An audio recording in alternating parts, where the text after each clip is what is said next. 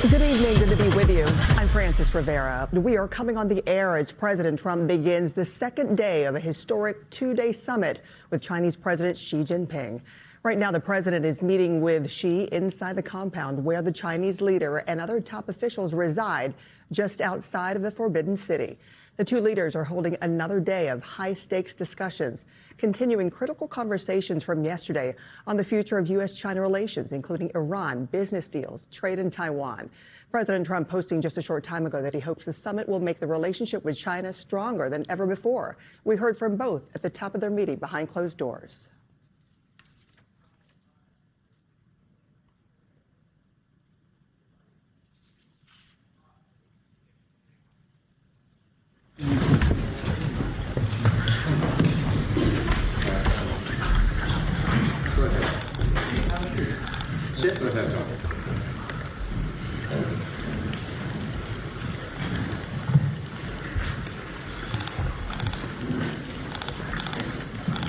我们今天在中南海对这个总统先生和总部长进行这个查叙。中南海是党中央和国务院工作的地方，办公的地方，也是我工作生活的地方。这个新中国成立以后啊，就在这里。毛泽东、周恩来，到后来的这个邓小平、江泽民、胡锦涛都在这里。Well, today I'm hosting the President and his officials in the Zhongnanhai compound for tea. This is the place where party and the central government leaders of China work and live, including myself. After the founding of the People's Republic of China in 1949, the leadership have moved to this compound, including the Chinese leaders Mao Zedong, Zhou Enlai, Deng Xiaoping, Jiang Zemin, Hu Jintao, and so on. 我安排在这里呢，实际上也是回报孙中先生2017年在海湖庄园对我的款待。I've chosen this place especially to reciprocate the hospitality extended to me in 2017 at Mar-a-Lago. Right. 这个地方是过去的皇家园林的一部分，很有历史感。我跟总统先生走过来的时候啊，都是在那里停留了一下。那些树都是几百年的树，其中有一棵是490年。在这一片的皇宫区，大概还有1000多年的树。总统先生还是很感兴趣，包括对我们的花儿。我也说了，是把我们的乐器啊、种子我们安排一下，送给总统先生。Well, this place used to be part of the Imperial Garden. There is a lot of history around this compound. On our way in, we stayed to look at some of the old trees. One of them is 490 years old. In other places within this compound, there are trees that have lived to be over 1,000 years old. The president was interested to learn all about that, including the Chinese roses, which we looked at. And I've agreed to send the seeds for these roses to the president as a gift. I love that. That's great.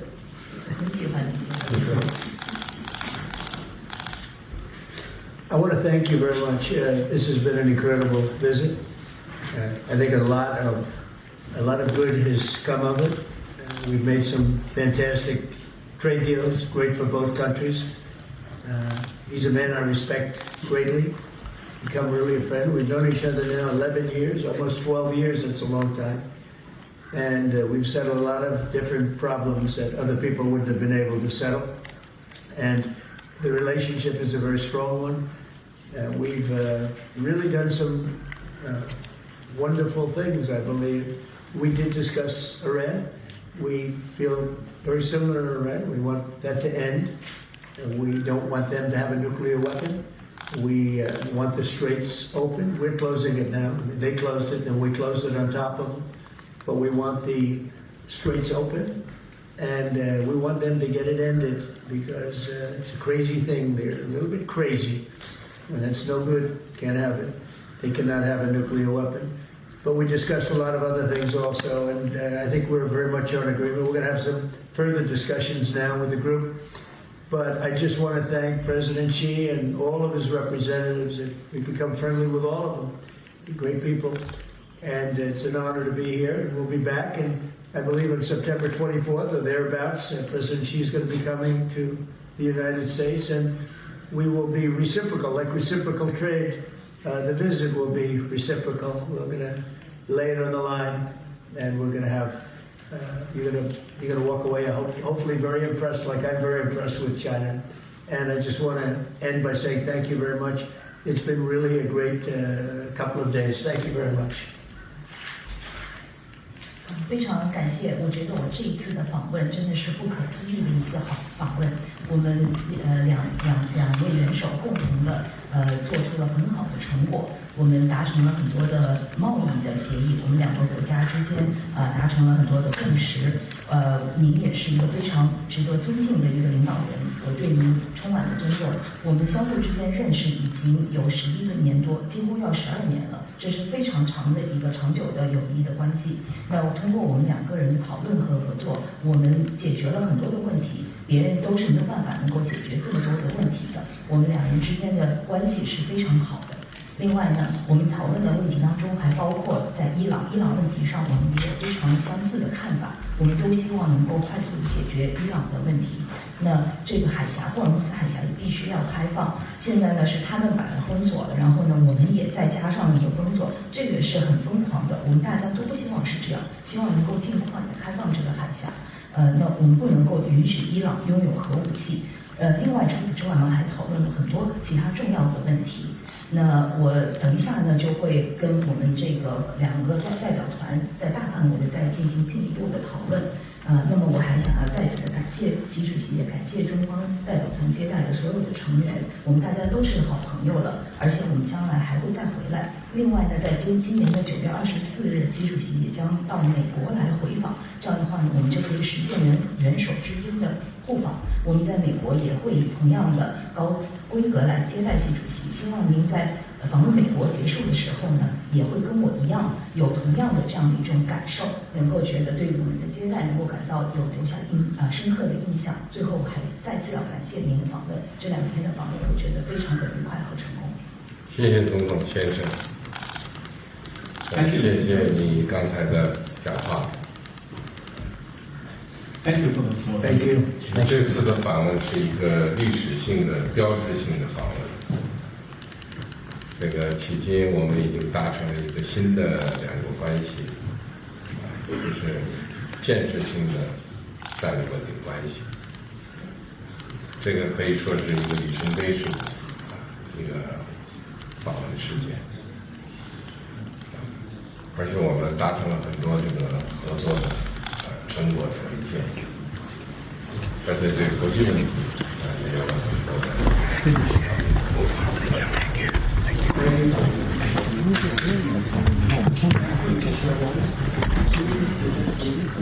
That was just moments ago, both leaders speaking before going behind closed doors for a second meeting. President Xi saying he chose his compound to host President Trump as a showing of hospitality. And President Trump saying it has been an incredible visit and a lot of good has come out of it, saying we've made some fantastic trade deals, great for both countries. President Trump also noting that he and President Xi feel very similar on Iran, saying both leaders don't want Iran to have nuclear weapons and want to reopen the Strait of Hormuz. Let's bring in NBC News Chief White House Correspondent Garrett Haake, who joins us from Beijing.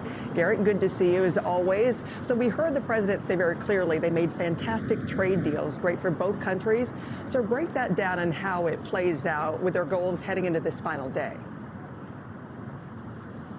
Yeah, Francis, I think you heard both leaders there kind of illuminate what were their goals going into this summit. The president with an economic focus, suggesting that these great trade deals have been made, although providing no detail or context to support that. In fact, in an interview overnight, he spoke about an agreement to purchase Boeing planes, saying that he thought it was a commitment, but couldn't nail down the specific number there. Also, speaking about Iran, this has been another major goal of the United States to get China more involved in bringing the Iran conflict to a close. Of course, China is the primary purchaser of Iranian oil yesterday, and the dueling readouts from the first part of this, the United States readout had mentioned Iran, the Chinese readout hadn't. And so I think that's notable that the president kind of injected Iran as a topic into this second day's sort of opening bid, if you will. And as for the Chinese, their primary goal in a lot of this summit was to project stability in the world's most important economic relationship and to essentially keep moving that relationship forward without disruption. You heard those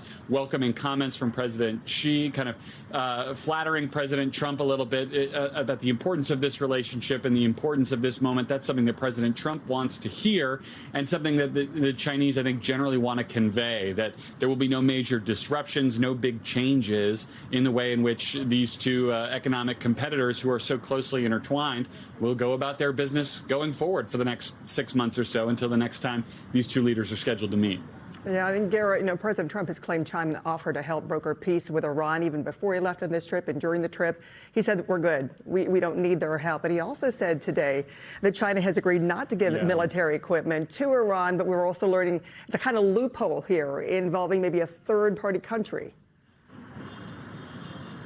Yeah, there's a lot going on here. I mean, the president has offered sometimes contradictory statements about how involved he wanted China to be in helping bring this war to a close. Going back to the start of the ceasefire, he praised the Chinese government at that time for helping to bring Iran to the negotiating table. He suggested today again that the two have the same broad goals here, that Iran not have a nuclear weapon and that the Strait of Hormuz be reopened. That is important for Chinese commerce. They get significant amounts of energy and other products through the Strait, whether they come from Iran or whether they come from their other Gulf partners. But on the idea of weapons being provided, this comes from our colleague Dan DeLuce, who reported, citing two sources familiar, that there were some discussions with Chinese companies and Iran about trying to provide weapons to the Iranians in this conflict, perhaps using third parties or third countries to ship those weapons more discreetly. The president said overnight that Xi Jinping told him that would certainly not be the case, that he had made a commitment that those kinds of deals would not go through. For what it's worth, the Chinese Ministry of Foreign Affairs also denies that reporting, saying it's a smear of the Chinese. But I think it does speak to the complicated international dynamics here between China, the U.S., and Iran. Iran's long been a foil of the United States. Iran and the Chinese have trading relationships going back hundreds of years. It's a very important relationship between those two countries. So there are a lot of sort of interconnected dynamics at play here. Yeah, well, on the topic of Taiwan, off the top, that was paramount for President Xi, and he even said, cautioned about the conflicts, the clashes that could jeopardize things between the two countries. What does President Xi want from President Trump on this front? And what are we hearing about any potential trade deals that may result from that? On Taiwan specifically, the Chinese have a couple of goals. I mean, the Chinese and the U.S. see this issue fundamentally differently. For China, Taiwan is as much a part of China as Texas is to the United States. They don't see any difference between Taiwan and mainland China. They would love to see the United States change their rhetorical position on Taiwan, or at least stop selling the Taiwanese weapons. So U.S. Congress has approved already another $14 billion in arms sales to Taiwan that is essentially waiting on the president's signature to go through. And so the Chinese, I mean, to the point of those dueling statements again, were quick yesterday to point out that they see Taiwan as the major potential issue in the U.S. China relationship, one that could lead to future conflict. What we've heard from U.S. officials, including Secretary of State Marco Rubio, is kind of downplaying that's what the Chinese often say, that the U.S. position on Taiwan hasn't changed. How it affects trade, I think, is notable. And again, we've gotten no specifics on this, but I think the presence of Jensen Huang, the CEO of NVIDIA, I mean, Taiwan has made itself essentially the world capital of microchip productions, the chips that are essential to the development of AI. Their commercial role to both countries, I think, has a lot of upside, and whether there's news to be made there or a deal to be done there, I think, is the kind of thing that President Trump is interested in. But again, we've heard no announcements, only kind of potential there.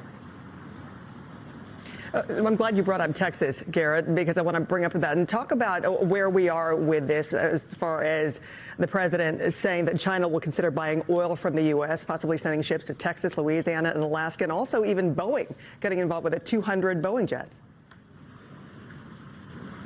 Yeah, look, I mean, on oil and natural gas, this has been a priority for the president going back to the campaign. He has wanted to see the U.S. become the world's dominant energy player, and in a lot of ways it has. And the U.S. is the top exporter of energy around the world right now. China does not buy a significant portion of it.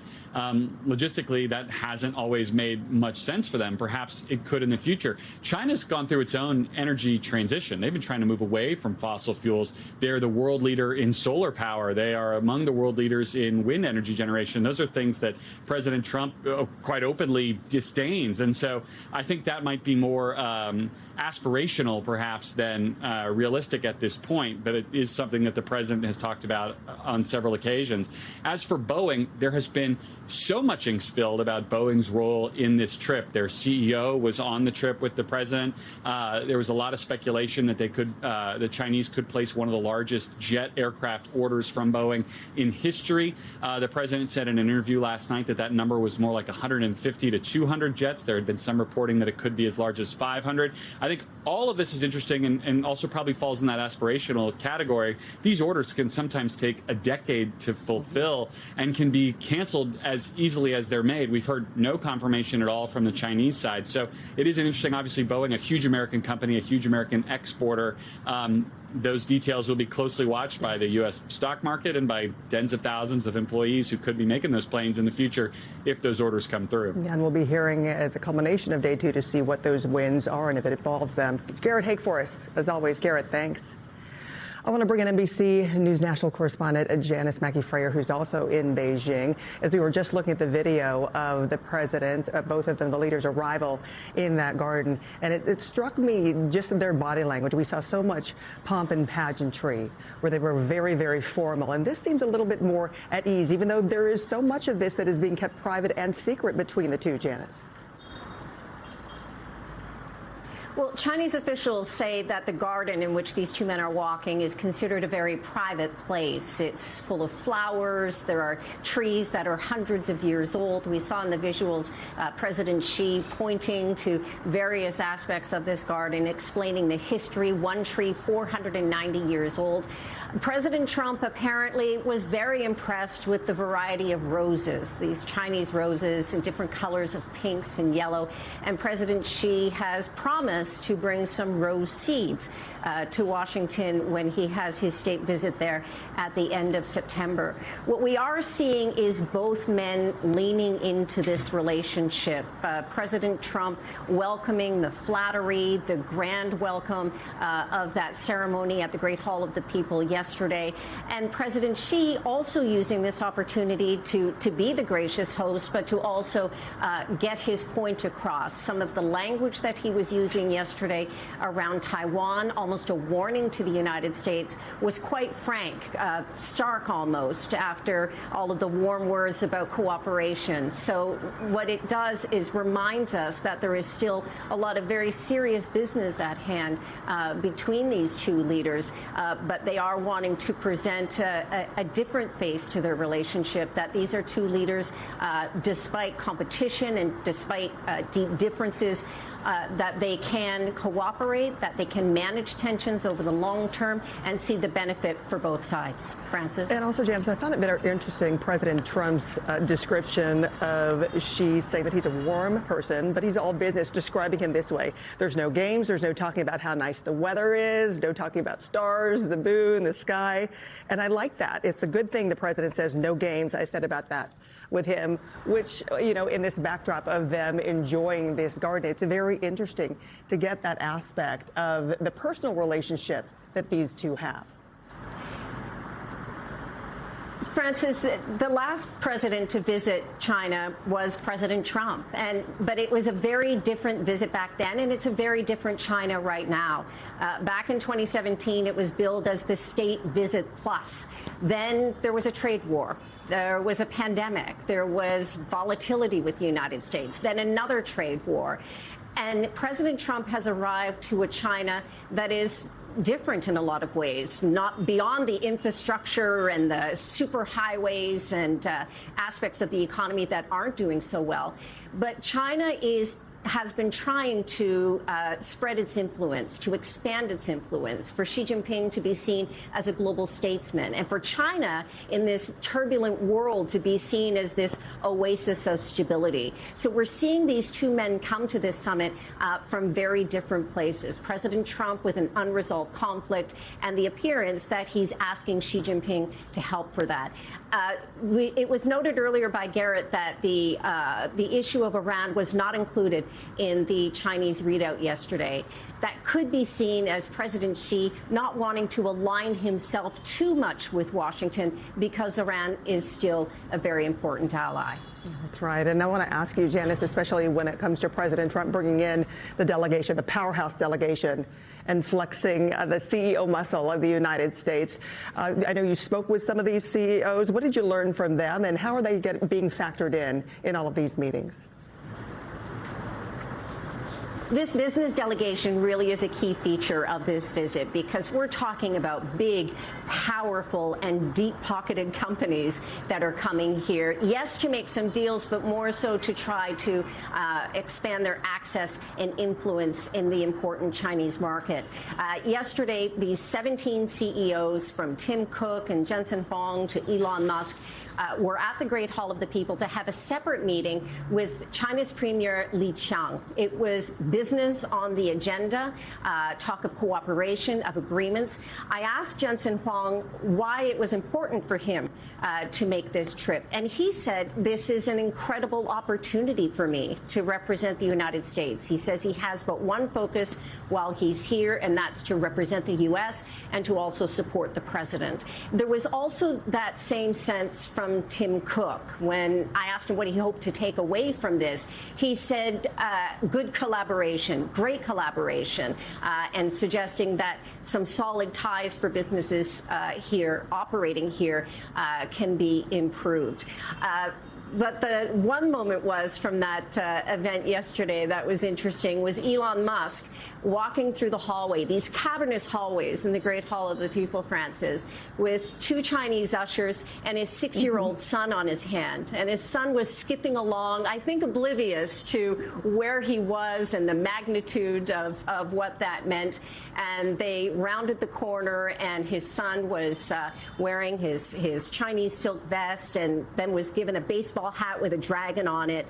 And he was taken off to behind a curtain to be cared for while Elon Musk sat in on this important meeting with Premier Li Qiang. The businesses who are on this trip really are the creme de la creme. And there was a comment that President Trump made yesterday that went viral on Chinese social media when he talked about wanting to have all of the number ones, not number twos and number threes, that he wanted all of the top people coming on this trip as a sign of respect to President Xi and to the people of China. And that resonated like crazy. On Weibo, which is like X here, some 220 million views on that comment alone. People really liking this idea that President Trump has come with this offering to President Xi as a sign that the U.S. wants to cooperate.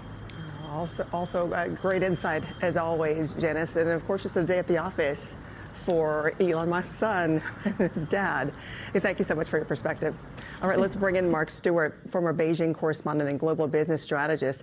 Let's start with this from day one as you're watching everything. What would you consider the wins from both sides, and then the goals for day two? Well, I think, Francis, right off the top, Chinese diplomats are very happy with how things have transpired. In China, symbolism often equates to substance. And in this case, there was a lot of symbolism. We have talked about the fact that President Trump not only is in China, but he brought with him not only American CEOs, but top CEOs from around the world. Their mere presence in China, the mere fact that President Trump was coming to China to see Xi Jinping sends a very strong message for China that it's not only a world force, but also the leader of what you could call a new world order. China, while very concerned about its relationship with the United States and issues relating to trade, technology, and Taiwan, it is also trying to court new friends and new allies, not only in Asia, but in places such as Latin America and such as Africa. This visit helps validate that goal for China and give it some credibility on the world stage. So for Chinese diplomats, I think right now these images are a win. I was looking at some of the reporting in Chinese state media, which is very much the government's messenger service, and there is talk about moving plans forward, about mutual cooperation. This is what China wants to project to the world. And for the United States, this is also a significant goal in the sense that they too want stability. President Trump wants stability with China. If you look at the Chinese economy, the middle class, there are about 300 million people that make up the middle class. That's pretty comparable to the population of the United States.